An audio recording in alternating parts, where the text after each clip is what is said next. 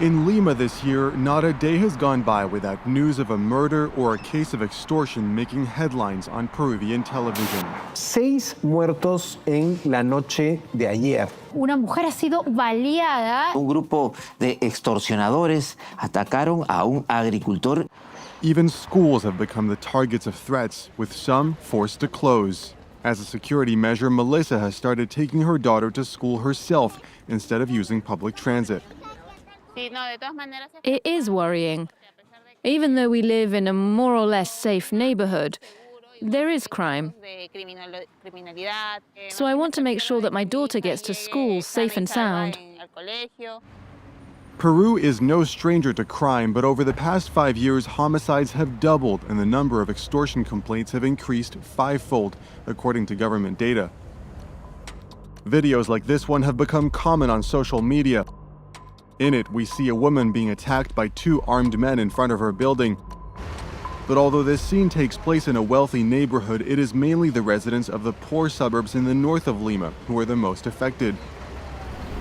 Like this shopkeeper who has been living in fear since she received a phone call a few months ago. She's choosing to remain anonymous for fear of reprisals. La cosa que este individuo me dice de que this person had told me he had been following me. He gave me the names of my daughters, the universities and schools they were attending. He gave me very specific details, and he offered to protect me, because according to him, there was a bounty of 50,000 soles on my head. But this person was asking for 30,000 soles to protect me. That's over 7,000 euros. She earns just 190 a month, half the national median. She filed a complaint, but nothing has changed since, and she feels abandoned by the police. I called, but they never came. One day, a police officer even told me, if you want to be left alone, pay us 20 soles per day. This is what we live every day. We can trust no one.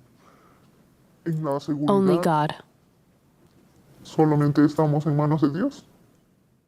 It's a feeling that many Peruvians share, with the number of homicides in the country already 20% up compared to last year. Like shopkeepers, bus and taxi drivers are especially targeted by criminal gangs.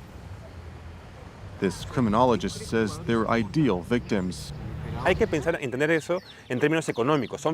These criminals are essentially businesses. They look for ways to get money. That's why Peru is perfect. There's a lot of money generated informally and therefore not protected. And for extortionists, kidnappers or attackers, it's very easy because the money is right there, not in the banks. It's under the mattress, in the cash register, or in the wallet. It's right there. And to make matters worse, there are now more criminal gangs facilitated by the migration crisis in Venezuela. The migration factor plays a role, not because Venezuelans are more violent, but among the migrants are members of violent criminal organizations, like the Tren de Aragua. In order to confront these hitmen, the National Police's emergency squad trains regularly. Today, they're simulating a robbery and a getaway.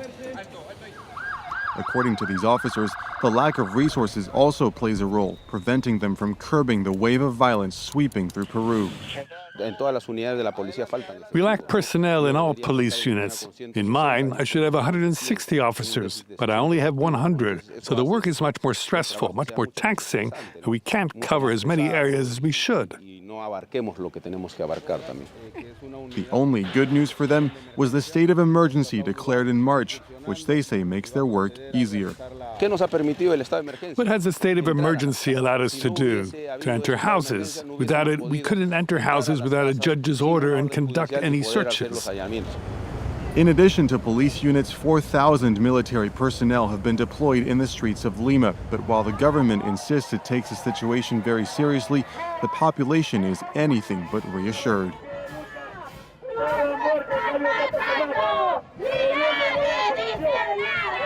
Protests like this one have become more and more common since the beginning of the year. Peruvians want tougher solutions, even if it means drawing inspiration from the highly repressive policies of Salvadoran President Nayib Bukele. The solution is to enact drastic laws.